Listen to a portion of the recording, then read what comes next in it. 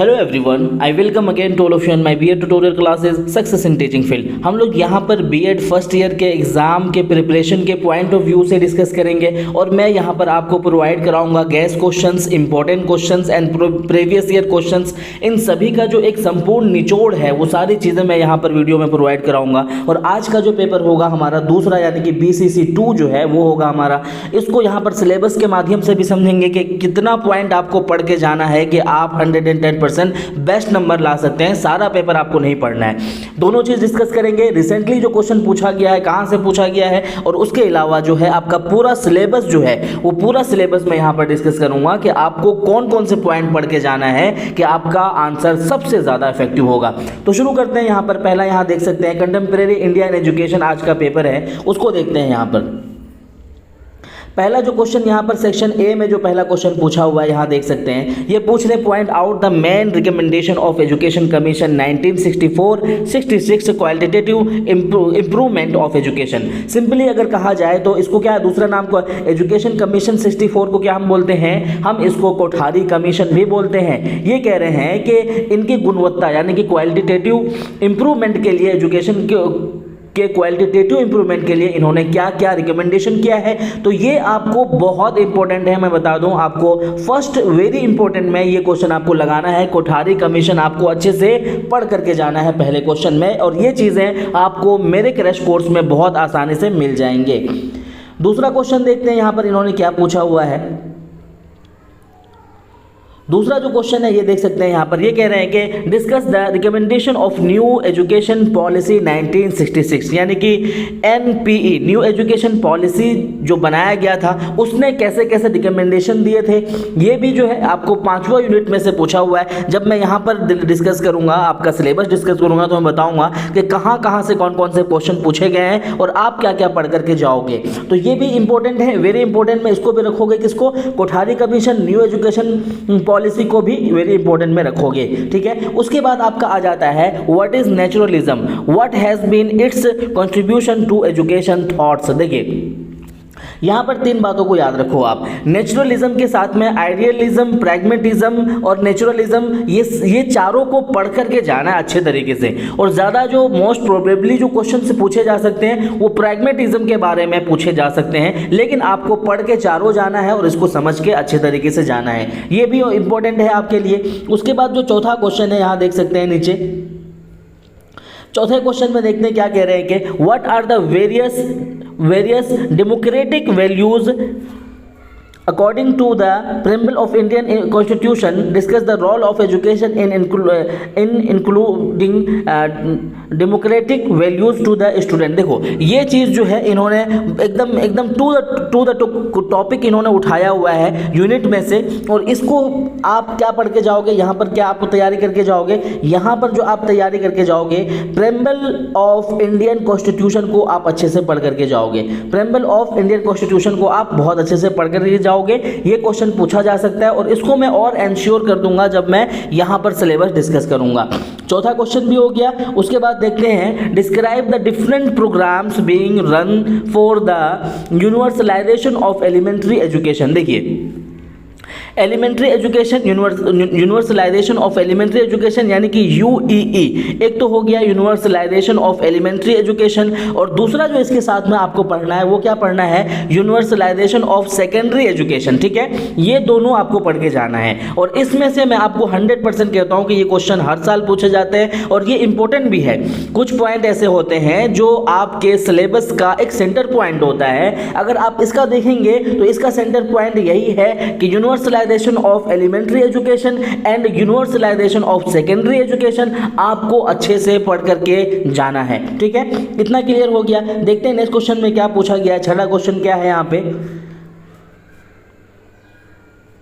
यहाँ पर है छठा क्वेश्चन, ये देख सकते हैं discuss the education of marginalised groups like women, Dalit and minorities people. देखिए मार्जिनलाइज यानी कि जो वंचित लोग हैं उसके बारे में मैं आपको बता दूं कि आपको पढ़ के जाना है। वंचित के बारे में एक पढ़ करके जाना है बहुत अच्छे तरीके से। छठा क्वेश्चन यहाँ पर हो गया। अब सातवां देखेंगे, यहाँ पर जो है सेक्शन बी में आपको क्या क्या पढ़ करके जाना है, इसको समझिए।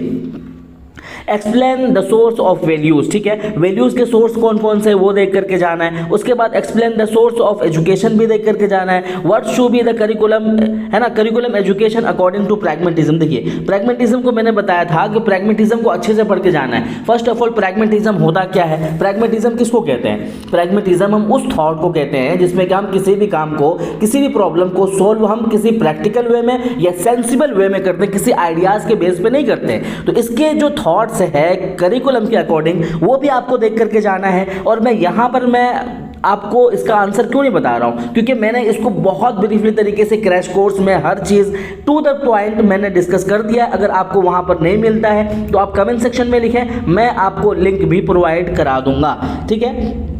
देखते हैं नेक्स्ट क्वेश्चन में क्या पूछा गया। यहाँ पर देख सकते हैं आप, ये कह रहे हैं कि explain the nature of curriculum from idealistic point of education. देखिए मैंने बोला ना तीनों चारों पॉइंट पढ़ के जाना है, प्रैग्मेटिज्म, नेचुरलिज्म और क्या आइडियलिस्टिक, ठीक है। आइडियलिस्टिम यानी कि आइडियलिज्म भी पढ़ करके जाना है, ठीक है ना। करिकुलम के अकॉर्डिंग आइडियलिस्टिक कौन कौन से थॉट्स अप्लाई करते हैं वो भी आपको पढ़ करके जाना है। बढ़ते हैं नेक्स्ट क्वेश्चन की तरफ, देखते हैं यहाँ पर क्या पूछा गया है। देखिए सेक्शन सी में अगर आप देखेंगे तो यहाँ पर जो है आपको हर क्वेश्चन इंपॉर्टेंट है आपके लिए, ठीक है, सभी के उत्तर आपको देना है। What do you mean by pragmatism, pragmatism को मैंने अभी बताया, प्रैग्मेटिज्म का क्या मतलब होता है कि प्रैग्मेटिज्म एक ऐसी थॉट है जिसमें कि हम किसी भी प्रॉब्लम का सॉल्यूशन कैसे प्रैक्टिकल वे में करके या फिर सेंसिबल वे में करते हैं, ना कि हम कोई थ्योरेटिकल चीज़ यहाँ पर अप्लाई करते हैं, ठीक है।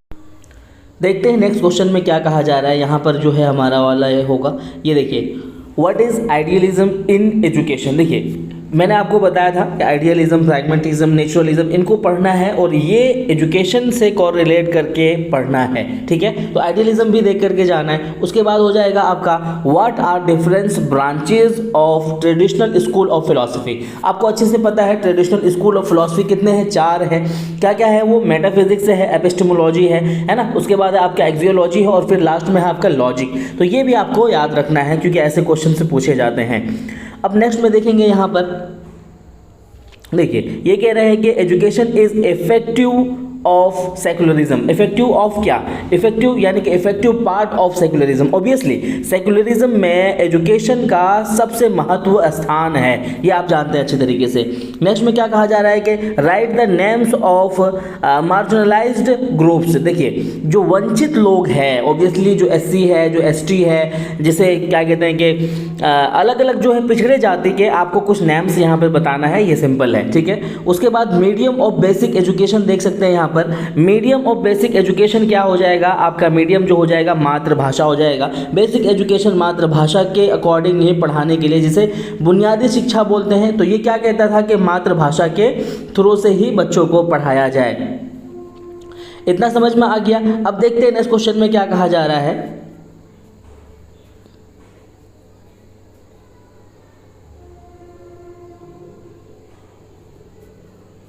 यहाँ पर है 7वां जो क्वेश्चन है, यहाँ पर देख सकते हैं आप, ये कह रहे हैं कि कॉन्सेप्ट ऑफ नेगेटिव एजुकेशन, ठीक है।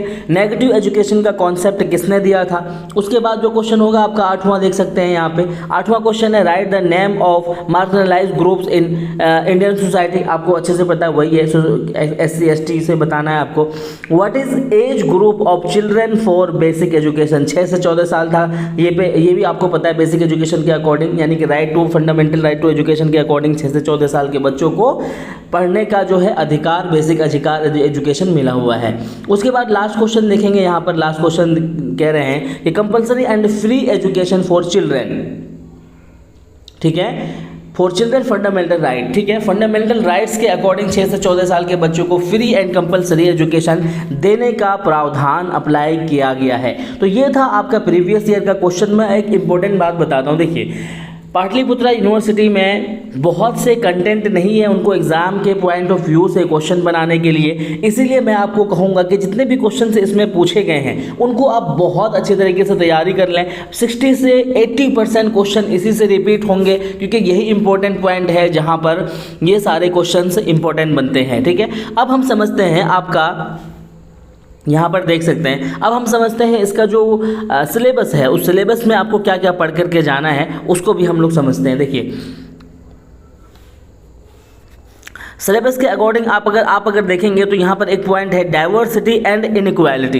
ये आपको बहुत अच्छे से पढ़ करके जाना है कि डाइवर्सिटी और इनइक्वालिटी को पढ़कर अच्छे से जाना है कि किस तरीके से लोगों को डाइवर्स हमारे सोसाइटी में कैसे डाइवर्स है, लैंग्वेज को लेकर के, रिलीजियस को लेकर के, कास्ट को लेकर के, कलर को लेकर के, बहुत इनइक्वालिटी यानी कि किस तरीके से SC ST को, किस तरीके से ट्राइब लोगों को उनको जो अधिकार नहीं दिया गया, इनइक्वालिटी में रखा गया है ना, असमानता का अधिकार किस तरीके से उनको मिलना चाहिए। तो ये चीज़ आपको बहुत अच्छे से पढ़ करके जाना है, ठीक है ना। उसके बाद में आप देख सकते हैं, यहाँ पर देख सकते हैं education for marginalised groups like women, Dalit, क्या कहते हैं, माइनॉरिटीज़ एंड ट्राइब पीपल।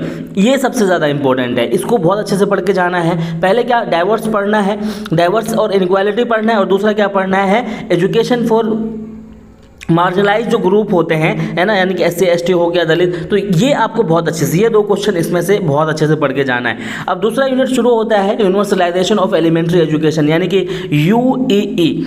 सबसे ज़्यादा इंपॉर्टेंट है यहाँ पर ये UEE जो है। और ये देखिए UEE यहाँ पर देख सकते हैं, यूनिवर्सलाइजेशन एलिमेंट्री एजुकेशन और यूनिवर्सलाइजेशन सेकेंडरी एजुकेशन, ये दोनों आपको बहुत अच्छे से पढ़ करके जाना है। उसके अलावा तीसरा क्या पढ़ना है इसमें, right to education and its implication, ठीक है ना।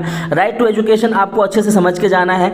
अदरवाइज अगर राइट टू एजुकेशन ना भी पढ़ते हैं तो सिर्फ UEE यानी कि universalisation elementary education, universalisation secondary education अगर पढ़ करके जाते हैं तो ये आपके लिए बहुत इनफ है। दूसरे यूनिट में यही दोनों चीज़ आपको पढ़ के जाना है, दूसरे के लिए आपको नहीं परेशान होना है, ठीक है ना। अब हम देखते हैं कि तीसरे यूनिट में क्या क्या आपको पढ़ करके जाना है। तीसरा यूनिट यहाँ से शुरू होता है, ये कह रहे हैं कॉन्स्टिट्यूशनल वैल्यूज एंड एजुकेशन, ठीक है। यहाँ पर आपको क्या पढ़ना है, फंडामेंटल राइट्स को पढ़ना है, फंडामेंटल राइट्स एंड ड्यूटीज़ को पढ़ना है, प्रिंसिपल क्या कहते हैं इसी के अकॉर्डिंग पढ़ना है जो इसमें दिया हुआ है, ठीक है। फंडामेंटल्स राइट को अच्छे तरीके से, कॉन्स्टिट्यूशन को अच्छे तरीके से पढ़ना है, और वैल्यूज़ एंड एजुकेशन को भी इसी के साथ में कोरिलेट करके पढ़ना है, क्योंकि यहाँ से क्वेश्चन भी बनाया गया है, ठीक है। अब यहाँ पर देखते हैं, यहाँ पर क्या पूछा गया है, constitutional values related AIIMS and education, ठीक है। ये चीज़ आपको उसी से कॉन्स्टिट्यूशनल जहाँ पर आप पढ़ते हो, फंडामेंटल राइट पढ़ते हो, तो उसी के साथ में आपका कॉन्स्टिट्यूशनल पॉइंट भी ऐड हो जाते हैं। उसके बाद जो आपको पढ़ना है वो आपको पढ़ना है डेमोक्रेसी, ठीक है। डेमोक्रेसी में फ्रीडम, सोशलाइजेशन, ये भी आपको एक तरीके से याद होना चाहिए, क्योंकि ये शॉर्ट आंसर में ये पूछ लेते हैं डेमोक्रेसी से क्या समझते हैं, ठीक है। इनइक्वालिटी मैंने आपको बोल दिया है पढ़ने के लिए, तो ये, और उसके बाद सेकुलरिज्म से आप क्या समझते हैं, तो इसको जो है डेफिनेशन के इसका याद होना चाहिए कम से कम आपको, क्योंकि शॉर्ट आंसर में ये पूछ सकते हैं, ठीक है। उसके बाद आपका शुरू होता है चौथा यूनिट। चौथा यूनिट में क्या पढ़ना है, देखिए कॉन्सेप्चुअलाइजेशन एजुकेशन, ठीक है। यहाँ पर है concept and process of education. Education का जो कॉन्सेप्ट है उसको तो आपको अच्छे से याद होगा। उसके बाद जो सबसे ज़्यादा इंपॉर्टेंट हो जाता है वो होता है आपका स्कूल ऑफ फिलॉसफी, जिसमें कि मैंने पहले भी बोला आइडियलिज्म, नेचुरलिज्म, प्रैग्मेटिज्म को बहुत ज़्यादा अच्छे से पढ़ करके जाना है। उसके बाद कुछ जो है सोशोलॉजिस्ट है, कुछ फिलोसफर है, जैसे प्लेटो हो गया, रूसो हो गया, जॉन डेवी हो गया, ठीक है। सबसे पहले आप सबसे ज़्यादा इसमें इंपॉर्टेंट क्या हो जाता है, प्रैग्मेटिज्म, उससे ज़्यादा इंपॉर्टेंट होता है नेचुरलिज्म, और फिर उसके बाद होता है आपका आइडियलिज्म। इसी तरीके से जो यहाँ पर फिलोसफर है वो सबसे ज़्यादा इंपॉर्टेंट होता है आपका जॉन डेवी, उसके बाद होता है आपका प्लेटो, एंड उसके बाद होता है रूसो। तो इस तरीके से आपको तैयार करके जाना है कि आप बहुत अच्छे इफेक्टिव आंसर लिख सकें। पाँचवां और लास्ट यूनिट में आपको क्या क्या पढ़ना है, पाँचवां और लास्ट यूनिट में सबसे पहले पढ़ना है आपको कोठारी कमीशन, ठीक है। इससे पहले भी क्वेश्चन में पूछा गया कोठारी कमीशन के जो क्या कहते हैं रिकमेंडेशन है और उसका जो इम्प्लीमेंटेशन है किस तरीके से हुआ, वो बहुत अच्छे से पढ़ करके जाना है। उसके बाद आपको पढ़ के जाना है आपका NPE national policy of education, किन किन बातों को डिस्कस करता है, किस किस तरीके से ये आया था, किस किस तरीके से अप्लाई हुआ था। और उसके बाद में एक पढ़ना है आपको बेसिक सिस्टम ऑफ एजुकेशन। ये तीनों आपको लास्ट यूनिट में कंपलसरी पढ़ करके जाना है। क्यों पढ़ करके जाना है, क्योंकि लास्ट यूनिट में से क्वेश्चन हमेशा से रिपीट होते हैं और हमेशा से उसी तरीके से पूछे जाते हैं। तो ये चीज़ आपको आई होप कि याद रहेगा। और ये वीडियो भी किसी तरीके से अगर आपके लिए हेल्पफुल है तो इसको शेयर करें, कमेंट करें, और किसी भी तरीके का सुझाव है, कोई कंक्लूजन है या फिर कोई क्वेश्चन है तो आप कमेंट सेक्शन में ज़रूर लिखें। सारी चीज़ों का प्रावधान मैं आपको प्रोवाइड कराऊंगा। Thank you so much video देखने के लिए।